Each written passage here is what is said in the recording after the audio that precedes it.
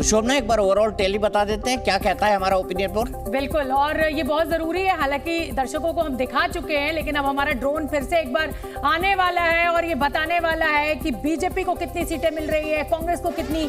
BJP को 103 से 115 सीटें मिलती हुई यहाँ पर दिखाई दे रही है इस ओपिनियन पोल में। कांग्रेस को 79 से 91 सीट मिलती हुई दिखाई दे रही है और जेडीएस के खाते में 26 से 36 सीटें। दीपक बिल्कुल, और ये बताता है कि अगर 115 तक पहुंचते हैं तो क्लियर मेजॉरिटी वहां पर भारतीय जनता पार्टी की हो जाती है। अगर हायर फैक्टर तक जाती है, लोअर फैक्टर तक जाती है तो जेडीएस के हाथ में चाबी होगी।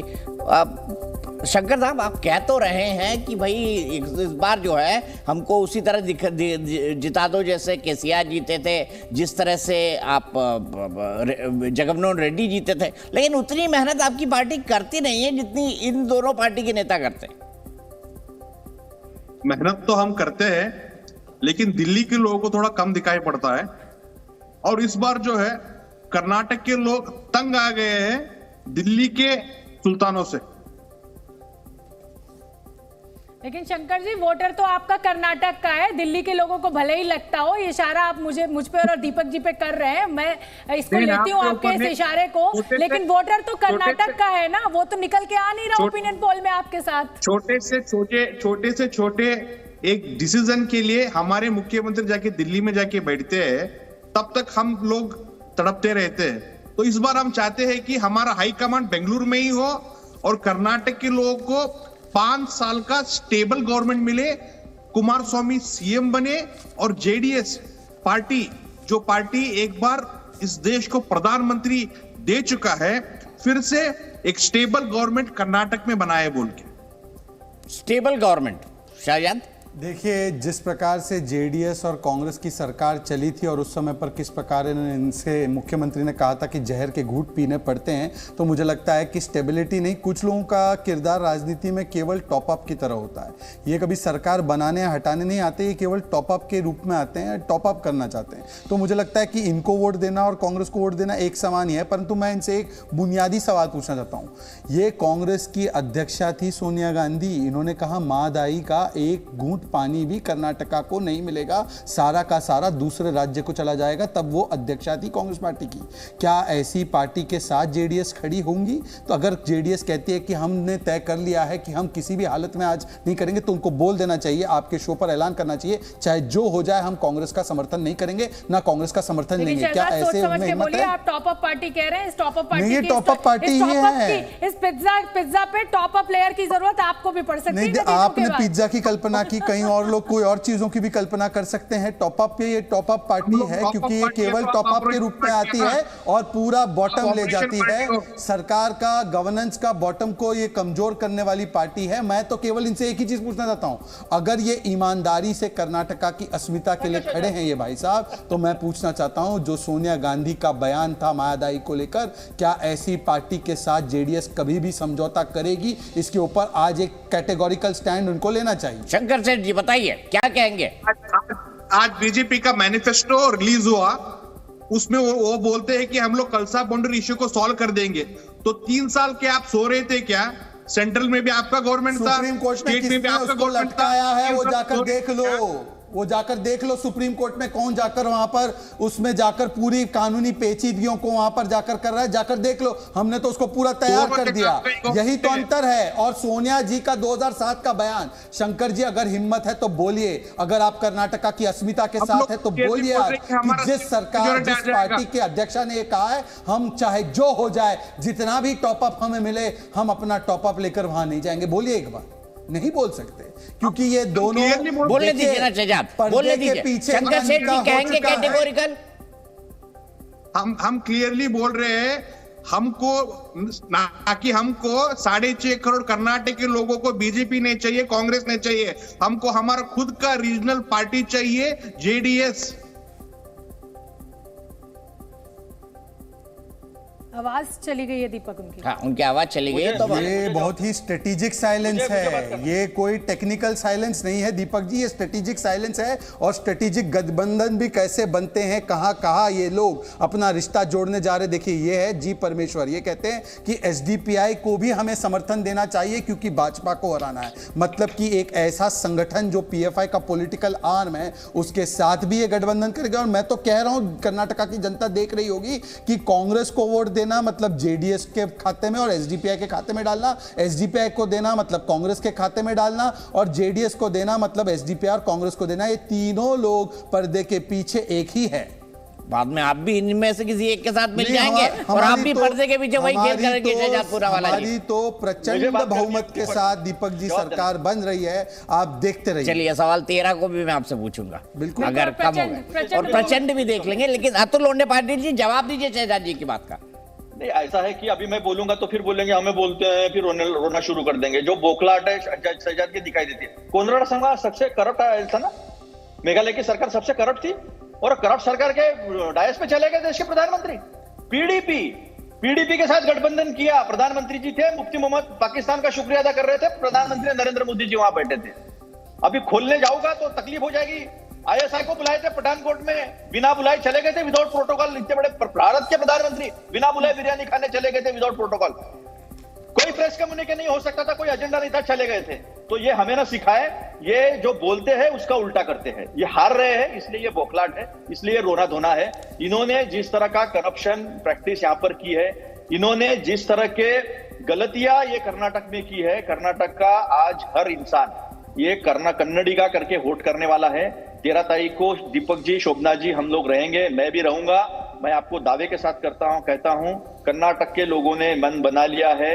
ये झूठे जुमलेबाज जो कहते हैं उससे उल्टा जो जिनका बिहेवियर है उनको उखाड़ फेंकने की देश की सत्ता से बीजेपी मुक्त भारत का अभियान जो है वो कर्नाटक से शुरू होने जा रहा है। शहजाद भाई ध्यान में रखो, एक भी मुस्लिम को टिकट नहीं दिया है, तुम्हारा समाज कैसे आएगा? देखिए ऐसा नहीं चाहिए। अच्छी बात की, नहीं अच्छी बात की, नहीं इन्होंने व्यक्तिगत टिप्पणी, शोभना जी इन्होंने व्यक्तिगत टिप्पणी की है तो राइट टू रिस्पॉन्ड होना चाहिए। देखिए शोभना जी, मैं आपको बता दूं, अतुल जी को भी बता दूं, अतुल जी मेरे बाप दादाओं ने जब कल्पना की यहाँ पे इस मुल्क में रहने की, अब चीखे मत, आपने मेरे मुसलमान होने पे मुझसे सवाल पूछा है तो जवाब भी मुसलमान की तरह ही दूंगा। सुन लीजिए, अब सुन लीजिए, कृपया करके सुन लीजिए। अतुल जी आपने सवाल पूछा है, आपने छत्ते में हाथ डाला है तो अब आपको झेलना पड़ेगा।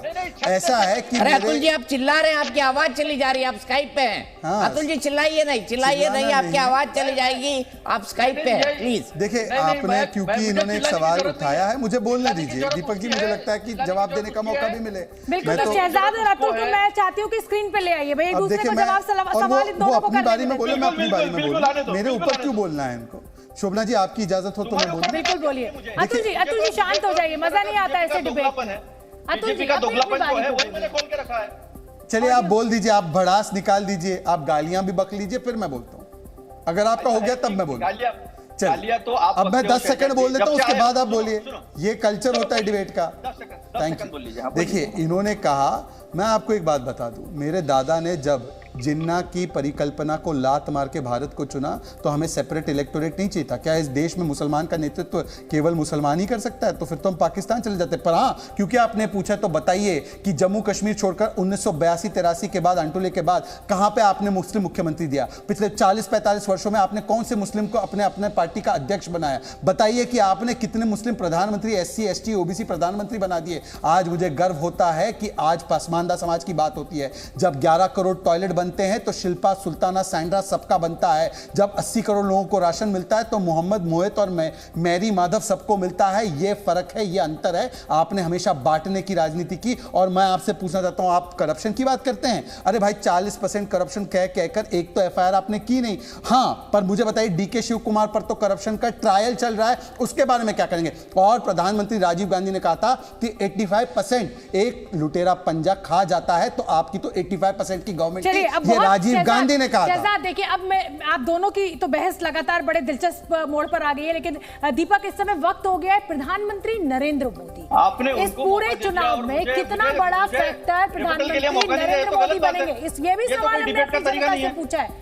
आऊंगी ना आपके पास, अतुल जी आऊंगी ना, इसके बाद सीधे आप इसे जवाब लेंगे, लेकिन प्रधानमंत्री नरेंद्र मोदी कहा जाता है कि गेम चेंजर साबित हो जाते हैं, तो इस कर्नाटक चुनाव में प्रधानमंत्री नरेंद्र मोदी कितना बड़ा गेम चेंजर साबित होंगे? 44% लोग कह रहे हैं कि गेम चेंजर प्रधानमंत्री मोदी साबित होंगे। 34% जो है वो थोड़ा सहमत दिख रहे हैं। असहमत दिखने वाला आंकड़ा बेहद कम है, क्योंकि 44% सहमत, 22% लोग असहमत हैं कि मोदी यहां पर गेम चेंजर साबित होंगे। ठीक है, तो यहां पर लेकिन अतुल भाई आप जवाब दे दीजिए। शहजाद पूनावाला को साफ साफ बता रहे हैं डेटा में कि तुष्टीकरण किसी का नहीं, संतुष्टीकरण। उन नारा भी दे दिया मोदी जी ने, कर्नाटक के बाहर दिया है, तुष्टीकरण नहीं संतुष्टीकरण। ऐसा है कि ये कर्नाटक की बात मैं कर लूं तो यहाँ पर 5.5 लाख ऐसे घर है जहां पर टॉयलेट्स नहीं। ये देश के प्रधानमंत्री कहते हैं टैप वाटर, 8 करोड़ लोगों को घरों में टैप वाटर पहुंचा है। लोकसभा में कहते हैं, दूसरे दिन कहते हैं 11 करोड़। तो 3 करोड़ का जो इजाफा है और झूठ बोलना जो है, ये इन्हीं से सीख लीजिए कोई। इस देश में मुस्लिम राष्ट्रपति, मुस्लिम कई मुख्यमंत्री, मुस्लिम महिलाएं, जजेस, ये सारी चीजें होना बंद क्यों हो गए हैं 2014 के बाद? इनको पता है इन्होंने गुजरात में कितने टिकट दिए हैं, इनको पता है इन्होंने कर्नाटक में कितने। देखिए मैं बीच में बोला नहीं था शहजाद भाई, हमारी सरकार की वाजपेयी सरकार हमारी है, मैं बीच में नहीं बोला था, मैं बीच में नहीं बोला था। एपीजे अब्दुल कलाम का जब बात आया तो उसको हमने ही सामने जो है वो किया था। कभी सोनिया जी ने आपने सेकंड टर्म नकार दिया था। सुनो, झूठ मत बोलिए भाई साहब। देखो आपने तो एपीजे अब्दुल कलाम रोड के नाम पर भी विरोध किया। एक बात, तुमने सब चीजों पे विरोध तुम करते हो। तुम्हारे लोग जाकर पीआईएल डालते हैं सुप्रीम कोर्ट में, यहाँ बैठ के झूठ मत बोलो। तुम जवाब नहीं दे पाते हो। भाषा ये तू तड़ाक पे नहीं, तुम पे नहीं, ये ठीक नहीं है अतुल जी। कोई नहीं, ये तो हमें नाज बोल सकते हैं, साफ बोल सकते हैं, ये हमें कबर खुदेगी ये भी बोल सकते हैं। और मैं बीच में बोला नहीं, मैंने सब उनका झूठ भी था तो मैंने शांति से सुन लिया। अब मैं जब सच बोल रहा हूँ तो देखो कितनी बोखलाहट हो रही है। ठीक है शोभना जी, आपने फिर डिबेट न्यूट्रल करनी चाहिए ना। बोखलाहट को गाली नहीं कहते मेरे भाई। नहीं, आप बोलिए ना अतुल जी, अपनी बात पूरी कीजिए। शहजाद जी शांत रहिए, सुन लेते हैं। शहजाद पूनावाला की एक डिबेट दिखा दीजिए जहां उन्होंने सोनिया जी या राहुल जी को गाली नहीं दी। उनका नाम उनके वजह से ही है। एक बूथ पे कोई पहचानता नहीं इनको, पूना में बूथ पे काम नहीं इनका। टीवी में आकर ये बातें करते हैं, बूथ पे काम नहीं है पूना में, नहीं तो बूथ का चुनाव जीत के दिखा दे। मुस्लिमों को या फिर दलित हो, मुस्लिम हो, दलित हो, इन सबको जो है मौका देने का काम हमने किया है। ये रिजर्वेशन हटा देते हैं, ये जो है क्वालिफाइंग बार लगा के एससी और एसटीज को जो है धोखा देने का काम करते हैं। यूपी में जजेस की एग्जाम में क्वालिफाइंग बार लगाकर एसटी समाज के एक महिला को जो है, और जितने भी रिजर्वेशन में आने वाले लोग हैं इन्होंने बाहर कर दिए। ये यूपी का रिकॉर्ड है। यूपी ने जितनी टीचर्स की भर्ती की, 69,000 टीचर्स की भर्ती की, उसमें एक भी ओबीसी एससी एसटी नहीं है। इनके प्रधानमंत्री पीएमओ कार्यालय में 7% से ज्यादा पूरे दिल्ली सेक्रेटरीट में नहीं है। सुनिए मेरी बात सुनिए, मैं बीच में बोला नहीं। देखो बोखलाट नहीं, चिढ़ना नहीं, रोना मत। तो आपका कोई अलग देश नहीं, रोना मत ना, रो मत। नहीं, मैं रो मैंने कोटराड बाहर का नहीं बोला था। आपकी कौन से देश की परिकल्पना बता दीजिए। नहीं, रो मत शहजाद भाई, रो मत। अपन एक ही स्टेट के ना, क्यों रो रहे हो तुम? क्यों रोते हो? स्टेट का हवाला क्यों रोते हो आपको? मैं तो आपको जवाब दे रहा हूँ हर चीज का, तो आपके पास जवाब नहीं। मैं सवाल चलिए अतुल जी ये सब छोड़िए। अतुल जी मैं आपको कुछ आंकड़े बताता हूँ। हमने 2,26,000 करोड़ डेवलपमेंट के लिए दिया, आपने 94,000 करोड़ दिया। हमने प्रतिवर्ष हाईवे के लिए 5,000 करोड़ दिया, आपने 5 वर्ष में 4,000 करोड़ दिया। आपने 7 किलोमीटर मेट्रो बनाया, हमने 56 किलोमीटर बनाया। अच्छा चलिए मैं यही सवाल पे आना चाहती हूँ। ध्रुवीकरण का, शहजाद, ध्रुवीकरण का आरोप, जब यूनिफॉर्म सिविल कोड की आप बात कर रहे हैं, आप एनआरसी की बात कर रहे हैं, कांग्रेस सीधा हमला ध्रुवीकरण को लेकर आपके ऊपर लगा रही है, इस पे आपका क्या जवाब? शोभना जी मेरा जवाब बाकी है हाईवे को लेकर। मेरा जवाब बाकी हाईवे को लेकर मैं सबूत के साथ बात कर रहा हूं। हाँ, तो अभी पहले मैंने सवाल पूछा है, उसका जवाब दे लेने दीजिए, उसके बाद आपके पास आएंगे। शहजाद जवाब दीजिए। ध्रुवीकरण का आरोप कांग्रेस आपके ऊपर लगा रही है। यूसीसी को संविधान में प्रावधान बनाने वाले कांग्रेस के लोग, गोवा में लागू करने वाले कांग्रेस के लोग, सुप्रीम कोर्ट और 10 कोर्टों ने कहा यूसीसी आना चाहिए, तो क्या ये सारे लोग जो थे ये ध्रुवीकरण के लिए कर रहे थे?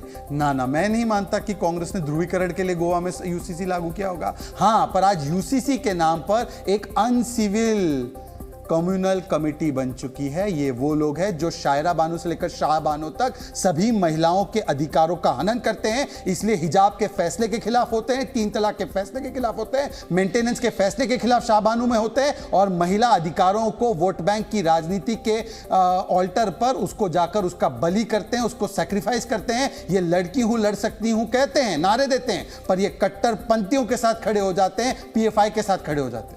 ठीक है, मैं सीधे अतुल जी जो बात आरोप माफ कीजिएगा शहजाद जी लगा रहे हैं, वो आरोप ये बीजेपी की लगातार लाइन है कि ऐसा करती है कांग्रेस पार्टी, वो तुष्टीकरण करती है, हम बात कर रहे हैं उनके संतुष्टीकरण की। अभी देखिए कि शहजाद भाई का या नॉलेज कम है या झूठ बोल रहे हैं, वो उसी का जवाब वही देंगे। यूसीसी जो है वो गोवा में 1947 के पहले से है, वो 1898 से है। जाकर थोड़ा पढ़कर आए, और वहां पे यूसीसी होने के बावजूद भी कुछ अधिकार जो अलग है कैथलिक्स को, वो भी पढ़ ले, थोड़ा पढ़कर आए। Article 44 of the constitution which falls under directive principles of the constitution, वो ये कहता है कि कंसेंसस के साथ एक दिन इस देश में यूसीसी होना चाहिए। ये यूसीसी का इस्तेमाल जो है वो इस्तेमाल किसी को डराने के लिए करते हैं। यूसीसी के खिलाफ कभी किसी ने बात नहीं की, कंसेंसस की बात की। इसका दूसरा झूठ। अभी तीसरा झूठ, ये देश के राष्ट्रपति के भाषण में, अभिभाषण में, सुनो ना एक मेरी बात, आपके बीच में बोला नहीं मैं। संविधान में प्रावधान है, डरना क्या है? चिल्लाओ मत। मैं नहीं चिल्ला रहा, यूसीसी से क्यों डर लगता है आपको, वो बताइए। सुनो, हमें कोई डर नहीं लगता। संविधान में प्रावधान है, देखो तो डरना क्यों है? हम कौन सा गला पकड़ के गला काट के लगा रहे हैं? हम भी तो चर्चा करके ला रहे हैं। उत्तराखंड में चर्चा की, गुजरात में चर्चा की, पैनल बनाया, झूठ पकड़ते बराबर गोवा में से हटा देते अगर इतना ही तकलीफ। हाईवे सुनो, हाईवे का बात सुनो। अरे यूसीसी पे तो बताओ, यूसीसी क्या किया? अरे सुनो ना, रो मत। नहीं, आप संविधान के खिलाफ है या शरिया के साथ है? आप संविधान के साथ या शरिया के साथ? तुम्हारा झूठ पकड़ा गया। अरे तुम्हारा हमारा सबका छोड़ो, तुम्हारा शरिया पसंद है या संविधान पसंद है? एक डरा हुआ इंसान, नहीं संविधान या शरिया बताइए।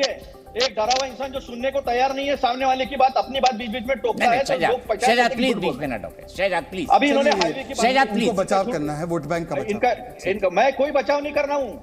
तो बोलिए यूसी लागू होना चाहिए आपको डायरेक्ट। अरे सुनो बात। अभी देखो हाईवे की बात इन्होंने कही। गाली नहीं देना, मैं कोई गाली नहीं देता। छोड़ दो, रो मत।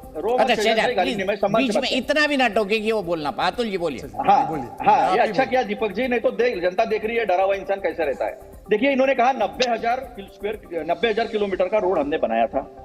इन्होंने कहा, राष्ट्रपति के अभिभाषण में डाला 1,40,000 हमने बढ़ा दिया है, 50,000 रोड जो है किलोमीटर हमने रोड बनाया। ये डेवलपमेंट फंड का आंकड़ा था। सुनो बात सुनो। आप गलत बोल रहे हैं। मैंने बोला 90,000 करोड़ आपने दिया, 1,02,26,000 हमने दिया। मैंने इनको टोका नहीं, मतलब अर्थ सुनते हैं। बोलिए।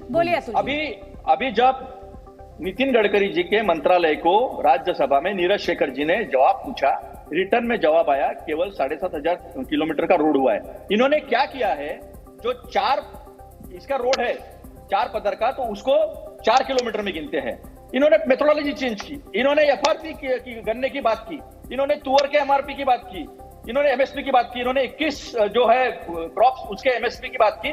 इसमें C2 के अलावा बजाय इन्होंने C1। अरे मेरे भाई, ये तो बता दो नीरज शेखर के जवाब में बोले क्या हो? नीरज शेखर के जवाब में बताया 7,500 किलोमीटर ही हुआ करके। ये रिटर्न जवाब है, लोकसभा का जवाब, राज्यसभा का जवाब है, केवल 7,500 किलोमीटर। डेवलपमेंट के आंकड़ों की बात कर रहा था, उसने उनको उससे जोड़ दिया। बताइए क्या बोल रहे हैं? शहजाद ने हाईवे की बात की, इसलिए मैं जवाब दे रहा हूँ कि आपका झूठ जो है वो मैं बार बार पकड़ रहा हूँ। यूसीसी का भी झूठ पकड़ा, और डायरेक्टिव प्रिंसिपल और फंडामेंटल राइट कौन से सुप्रीम कोर्ट में एनफोर्सेबल है और कौन से लोगों में जाके करने पड़ते हो, जरा सीख क्या हो, थोड़ा पढ़ क्या हो। क्या है बीजेपी की लड़ाई में मैं जेडीएस से पूछ लेती हूँ, क्योंकि दीपक आंकड़ा हम दिखा चुके हैं। दीपक जी पर एक नया इजाद हुआ है, directive principles of fundamental right कुछ नहीं होता। सुन लेते हैं शंकर जी, ये बताइए कि हंग असेंबली के अगर आंकड़ा आता है 13 मई को, तो आप किसके साथ जा रहे हैं? कौन आपको ज्यादा साफ दिखाई दे रहा है, बीजेपी या कांग्रेस? ये जवाब दीजिए। मैडम एक बात बहुत क्लियर कर देता हूं, जैसे कि इस डिस्कशन में जैसे मियां बीवी झगड़ते हैं ना, वैसे ये लोग बीजेपी कांग्रेस झगड़ रहे हैं। इसी झगड़े में जेडीएस फुल मेजोरिटी लेके आएगा बोल के मैं क्लियरली बोलूंगा। अभी कुछ अति उत्साहित आप दिख रहे हैं। आज तक के इतने चुनावों में क्या बात करते हैं बहुमत में आई नहीं। शंकर शेख साहब, एक बात बताइए ना, आप बोल रहे हैं मियां बीबी की तरह झगड़ रहे हैं, कबूल है। कुमार स्वामी जी कर लेते हैं कांग्रेस के साथ। 3 तलाक भी हो जाता है इस बार फिर 3 तलाक भी नहीं दोहराएंगे। पिछली बार 2018 में Congress gave us unconditional support. हमने उनके दरवाजे पे नहीं गए थे हम लोग, वो हमारे दरवाजे पे आके ऐसे बुके की तरह लेके आके हमको बोला था कि आप मुख्यमंत्री बन जाइए बोल के। अतुल जी से पूछ कम्युनल को अच्छा ये बताइए, अगर आपके दरवाजे पर इस बार कांग्रेस भी आती है, बीजेपी भी आती है, तो आप अपना हाथ किसको पकड़ाने वाले हैं? किसको कबूल है कहने वाले हैं? ये बता दीजिए आप मुझे बस। हम तो हमारा हाथ 6.5 करोड़ लोग कर्नाटक से ही जुड़ेंगे और वो डायलॉग अपना ले आते बॉस। ये भी नरेंद्र मोदी जी का है, गुजरात चुनाव में बोलते थे वो। नहीं, हम तो 6.5 करोड़ कर्नाटक के लोगों का ही हाथ पकड़ेंगे और वो भी हमारा ही हाथ पकड़ेंगे। देखिए कर्नाटका जेडीएस का हाथ पकड़ लेंगे अगर आंकड़ा नहीं आ रहा है? नहीं, हम मैं कतई नहीं, क्योंकि कर्नाटका की जनता जो है स्टेबल मैंडेट देने वाली है। पिछले कई चुनाव में देखिए भारतीय जनता पार्टी को स्टेबल प्रो इनकम्बेंसी मैंडेट चुनाव दर चुनाव इसलिए मिल रहा है क्योंकि हम डबल इंजन की सरकार के तहत एक लाभार्थी वर्ग बना रहे हैं, सामाजिक जन कल्याण के काम कर रहे हैं। और इसलिए हमारी अपील है कि ऐसी सरकार कतई मत बनाना जो एक INC आई नीड कमीशन और दूसरा जो जाकर वहां पर SDPI का मुखौटा पहनकर चला जाए। पार्टियों को कह रहे हैं कि ये रेवड़ी बांटने वाली सरकार है। लाभार्थी जो आप बना रहे हैं उसमें भी कहीं ना कहीं विपक्ष तो आपके ऊपर यही देखिए हमलावर है ना, जब एक रेवड़ी बांट रहे हैं तो फिर हम पे आरोप क्यों? मुझे लगता है जब एक महिला जिसके घर में नल ना हो या जिसके घर में शौचालय ना हो उसको शौचालय या नल देना ये रेवड़ी नहीं। हाँ, पर जो संपन्न व्यक्ति है उसको फ्री की बिजली देना ये रेवड़ी होता है। इसमें बहुत अंतर होता है, जनता बहुत समझदार है। और मैं आज अतुल जी से JDS से केवल एक सवाल पूछता हूँ। इन्होंने कहा ना हम मियाँ बीवी है, तो कैटेगोरिकल बोल दे, चाहे जो परिस्थिति निर्माण हो, हम कांग्रेस का ना समर्थन ना देंगे। कैटेगोरिकली क्यों नहीं बोलते? बोल दे एक बार, हिम्मत है तो बोल दे। हमारी तो स्पष्ट बहुमत वाली सरकार आ रही है, ये बोल दे एक बार हिम्मत से। बोल रहे हैं, सिर्फ हम नहीं बोल रहे हैं, कर्नाटक के लोग ही बोल रहे हैं मियां बीवी की जरूरत नहीं है। इस बार एक नया राजा आएगा कुमारस्वामी की तरफ से। देखा, ये मानसिकता प्रवृत्ति राजा बनने की है। हम सेवक भाव से जाते हैं, ये राजा बनना चाहते हैं। कर्नाटका की जनता बहुत ध्यान और सतर्कता से रहे। एक नवाबजादे और एक राजा बनना चाहते हैं। एक नवाबजादों की पार्टी है, एक राजा बनने की पार्टी है। करते हैं आपको अतुल लोंढे जी, आप क्या कहेंगे? नहीं, ऐसा पिछली बार हमारे लाभार्थी इन्होंने जरूर बनाए हैं। अदानी जी जो एक बड़े लाभार्थी है, 20,000 करोड़ कहां से लाए नहीं बता रहे, उनकी इंक्वायरी नहीं हो रही है। लाभार्थी जरूर बनाए हैं। 15 लाख करोड़ रुपए जो है वो बड़े बड़े व्यापारियों के माफ किए हैं। और जिस महिला के घर में पानी हो, टैप होना चाहिए, उसको खाना मिलना चाहिए, लेकिन उसके घर में बिजली नहीं होनी चाहिए। 100 यूनिट कौन इस्तेमाल करता है, 200 यूनिट कौन इस्तेमाल करता है, ये लोगों को समझता है।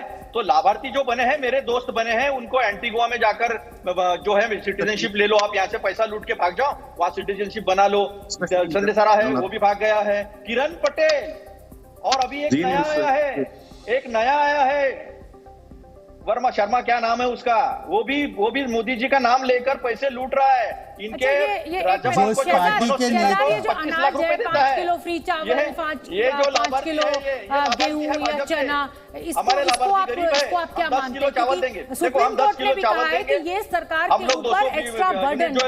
इस पर आपका क्या जवाब? 3,000 देखिए, जिस परिवार को 1,500 रुपया मैं जवाब दूं?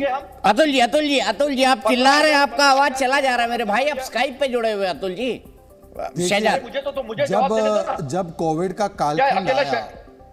जब कोविड का कालखंड आया तो कई ऐसे परिवारों को जिनको बहुत आवश्यकता थी उनके लिए एक प्रोग्राम शुरू किया गया और उस प्रोग्राम को फेज वाइज हम लोग जो है उसको रैशनलाइज भी कर रहे हैं। इसीलिए पर मैं आपसे पूछना चाहता हूं, क्या IMF की रिपोर्ट ने नहीं कहा कि एक्सट्रीम पॉवर्टी को 1% से नीचे रखा गया क्योंकि ये प्रधानमंत्री मोदी ने घर घर तक राशन पहुंचाया? और दूसरी बात, अगर कांग्रेस इसका विरोध कर रही है तो कांग्रेस आकर इस पटल पर कह दे कि किसान गरीबों को मुफ्त अनाज नहीं मिलना चाहिए। अतुल लोंढे जी अभी इसको डिक्लेयर कर ले कि हम मुफ्त अनाज के सख्त खिलाफ है। हम उसके खिलाफ है जहां पर शराब माफियाओं को या बड़े बड़े जो इनके मित्र हैं उनको 1 पे 1 फ्री का बेनिफिट देते हैं। और दूसरी बात, ये करप्शन की बात कांग्रेस के मुख से अच्छी नहीं लगती, जिनके खुद के नेता बेल पर बाहर हो, जिनकी FATF की रिपोर्ट छपी हो भ्रष्टाचार के मॉडल की, और जिनका 85% सरकार का मॉडल हो, उनको तो नहीं बोलना चाहिए।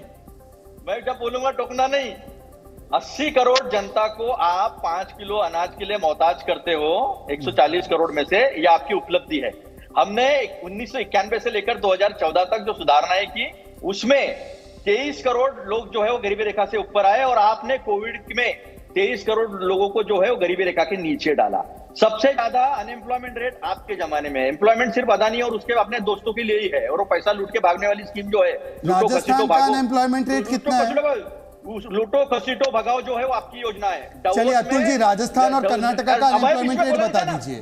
वहां पर एक वर्ष से 20% से ज्यादा और कर्नाटका में 2%। जब बीजेपी और कांग्रेस जो है वो एक दूसरे के ऊपर आरोप प्रत्यारोप लगाते हैं, एक वो पार्टी जिसने सबसे लंबे समय तक शासन चलाया है, दूसरी पार्टी 2 टर्म से लगातार साथ साथ है, लेकिन देश की तस्वीर में कोई बहुत बड़ा बदलाव नहीं आया है, ना रोजगार को लेकर और ना गरीबी को लेकर। दोनों पार्टियों से मेरा यही सवाल है, आप लोग असल मुद्दों को छोड़कर जनता को किसी और मुद्दे पर अटका देते हैं। जवाब दीजिए शहजाद, और उसके बाद मैं अतुल आप पे आऊंगी। देखिए, मैं तो कह रहा हूं कि आकर एक बार चर्चा होनी चाहिए कि 2009 से 14 के बीच में हमने तो लगभग इन्होंने 6000 किलोमीटर हाईवे बनाए, 6000 करोड़ दिया हाईवे के लिए, हमने हर वर्ष 5000 करोड़ दिए हैं।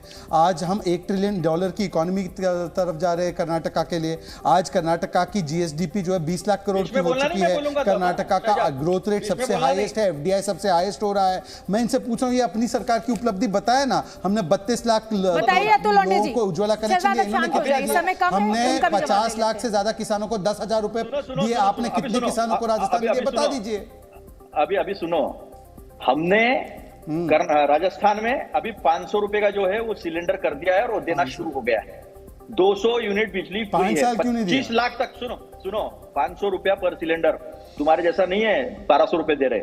और 25 लाख की चिरंजीवी योजना है, जो बेरोजगार लोग हैं उनको 3000 रुपया हम कर्नाटक में देंगे। आपने 7 किलो अनाज देते थे, हम चावल देते थे, वो बंद कर दिया आपने। इंदिरा अम्मा कैंटीन बंद कर दिया, जो गरीबों के लिए स्कीम्स क्यों बंद कर दी आपने। मनरेगा का बजट 98,000 करोड़ से लेकर 60,000 तक नीचे किया। मनरेगा को तो वैसा भी आप जब सरकार छोड़कर गए तब 30,000 करोड़ मनरेगा का बजट था, वो 98,000 करोड़ हमारे जमाने में हुआ, और फिर कोविड काल के बाद वो 67,000 हुआ। और PM की आवास योजना में जो इंक्रीज बढ़ा उसको कहां गिनोगे आप? ओल्ड पेंशन स्कीम हमने छत्तीसगढ़ में दिया, राजस्थान में दिया, और हिमाचल में पहले कैबिनेट में दिया। और ये जो लोगों का पैसा केंद्र सरकार के पास है, वो old pension, new pension scheme का, वो ओल्ड पेंशन स्कीम में वापस देने के लिए ये तैयार नहीं है। हमने जो चलिए अतुल जी, आपने बहुत अच्छा काम किया। एक सवाल पूछना चाहता हूं, 19,000 करोड़ आप बता दो राजस्थान में कितना FDI आया और कर्नाटका में कितना FDI आया इसी 5 वर्ष की अवधि में? हमने राजस्थान में कर्जा, आप बताइए ना, राजस्थान का अनएम्प्लॉयमेंट रेट और कर्नाटका का अनएम्प्लॉयमेंट रेट आपने बताइए। राजस्थान का, मैं कर्नाटका का बताता हूँ। 22.5% आपने अनएम्प्लॉयमेंट रेट ऑफ राजस्थान, और हमारा 2.1। आपने हर पेपर गुजरात हो या कर्नाटका हो, ठीक है, मैं आप दोनों को रोकूंगा भैया। 10 तारीख तक अभी कई दिन बाकी है, 9 दिन अभी और बाकी है। अतुल लोंढे जी भी यहाँ पे मिलेंगे और शहजाद पूनावाला भी मिलेंगे, दोनों खूब बहस कर लेंगे।